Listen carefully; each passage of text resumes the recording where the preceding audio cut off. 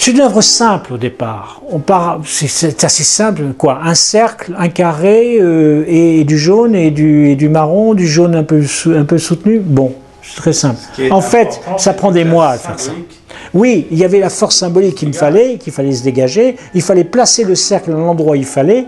Un peu plus haut, le tableau aurait été probablement déséquilibré. C'est ce que d'ailleurs on le sent puisque j'ai donné une aura à cette œuvre et on voit que le soleil n'est pas homogène. Rien n'est homogène dans cette œuvre. Et c'est ça la variation de la peinture. Si on peint sans donner la pulsation de la création et de la matière a sa propre vie. Et là, j'ai mis en exergue quoi? J'ai mis en exergue le pigment, c'est-à-dire les jaunes, mais qui sont mélangés à des sables différents. J'ai pris des sables d'Égypte pour le sud, pour le bas du tableau, et j'ai pris des sables de territoires comme le nord du Pas-de-Calais, parce que c'est un sable très fin pour la partie zénithale. C'est une des œuvres majeures de la série, et elle est pourtant très simple. Et enfin, que la paix soit avec vous, c'est une phrase qui existe dans les 3 livres, à la fois dans la Torah, dans le Nouveau Testament et dans le Coran. Donc on ne peut pas dire qu'on soit dans l'islam plutôt que dans le christianisme, on est dans les 3 religions. Êtes-vous franc-maçon? Oui, je le suis et fier de l'être. Je suis théosophe, c'est-à-dire que je suis un maçon qui croit en Dieu. Il y a des maçonneries, il y a des obédiences qui ne croient pas en Dieu. En France, en tous les cas, ce n'est pas fréquent à l'étranger. Mais je crois en Dieu, je suis chrétien. Et je suis... Qu'est-ce que je pourrais dire? Je suis d'abord un être qui aime l'homme et l'humanité. Et c'est sous cet angle-là que je crois que j'ai eu un sens de la religion. Religere veut dire relier les gens. Je suis issu de cette longue tradition qu'on appelle le fil rouge. Et par exemple, prenons un exemple de la croix. La croix que tout le monde connaît. La croix chrétienne, alors il y a 2 croix. Il y a la croix latine, où il y a, je dirais, la partie verticale est plus longue que la partie horizontale. C'est la croix que l'on connaît dans toutes les églises de France. Mais il y a la croix qu'on appelle la croix de gloire, qui est la croix copte, ou la croix que l'on trouve à Byzance. Ça, c'est la croix où les 4 branches sont égales. C'est pas du tout la même signification. Autant la croix latine est la croix de souffrance, le Christ qui a souffert sur la croix, et on est dans le côté négatif de la chose, autant la croix de gloire est la croix de la gloire de Dieu, c'est-à-dire la force divine. Et pourquoi est-elle cette croix? À quoi ça correspond? Eh bien, ça vient simplement de l'Égypte, la croix en C. La croix en C, c'est le Nil, qui est croisé par, je dirais, le bord de mer, et au-dessus, la boucle, c'est le soleil. Le soleil éclaire l'Égypte. Et ce sont les initiés qui le savent. Et pour moi, c'est ça mon art. Transmettre le côté initiatique d'une œuvre sans pour autant déflorer le sujet de telle sorte que chacun puisse trouver à l'aune de sa connaissance ce qu'il recherche dans l'œuvre. Loin du tumulte parisien, c'est dans sa propriété, quelque part en Picardie, que l'artiste aime à se retrouver dans ce jardin de poésie où tout est symbole. Cette croix a été faite de différents outils et elle me plaît beaucoup parce qu'elle est symbolique. Il y a l'étoile avec 5 branches de la divinité sacrée.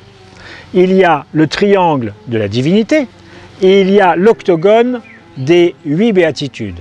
On est dans une croix purement christique avec les symboles les plus forts de la croix. Et il est dans le jardin et cette croix est en train de, comment je dirais, de protéger le jardin et lui donner une atmosphère un peu sacrée, ce que je voulais.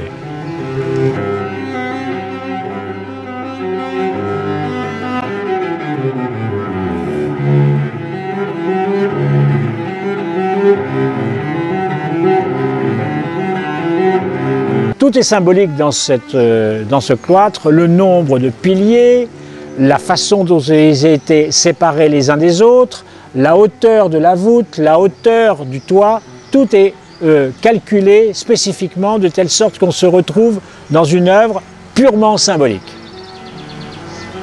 Nous sommes en présence d'une sculpture faite avec du cristal de Baccarat. Elle est là dans le jardin parce que, en fin de compte, c'est l'allusion aux oiseaux qui nichent dans les environs. Et c'est un oiseau qui niche, mais c'est un oiseau de couleur, de lumière. J'ai le plaisir et le bonheur de retrouver chaque fois des symboles qui existent dans la nature, dans la création, dans le cristal et qui existe dans mon imaginaire. J'ai les trois plaisirs, dirais-je.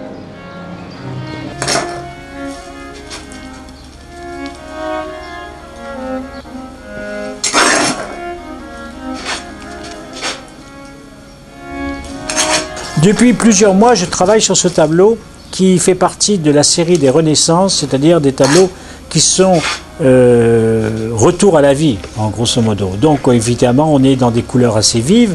Et c'est un tableau qui me poursuit, j'essaye de le calibrer, de lui donner sa force et sa puissance. Et aujourd'hui, comme j'avais travaillé un peu les jaunes et les bleus, et que c'était les jaunes et les bleus que je voulais mettre sur ce tableau, j'ai terminé en refaisant une couche de bleu ici, une autre couche de jaune ici. Ça sera peut-être la troisième, quatrième, mais il y en aura encore 7 ou 8 derrière.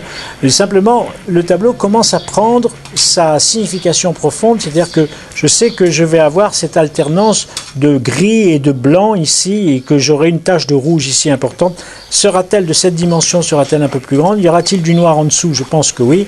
C'est-à-dire que pour une fois, je vais sortir des 3-4 couleurs fondamentales, je vais aller vers 7 ou 8 couleurs, de façon à donner une espèce de vibration originale, originelle aussi.